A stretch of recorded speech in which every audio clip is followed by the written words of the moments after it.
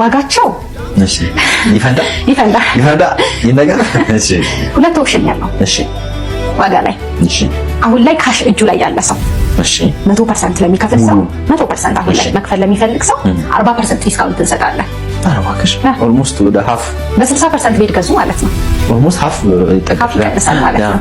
which means አሁን ባለ ሁለት መኝታው 90 ካሬው እሺ በዲስካውንት መግዛት የሚፈልግ ሰው 100% የሚከፍል ከሆነ ወደ 5,700,000 ብር ሙሉ ክፍያው 5,700,000 ግን ሙሉ ክፍያውን ባንዴ ከከፈለ መግዛት ይችላል ማለት ነው። እዛው ባለ ሁለት መኝታው ደግሞ ቀስ እያለ ለሚከፍል ሰው እንዳልኩ ወጣቱ ቶታል ወደ 9.6 ሚሊዮን ብር ነው ቶታሉ የሚመጣው። እሺ ቶታል 9.6 እሺ ቅድመ ክፍያ 960,000 ብር ነው። ኦኬ ቀሪውን በሁለት ዓመት ተኩል ነው የሚከፍሉት።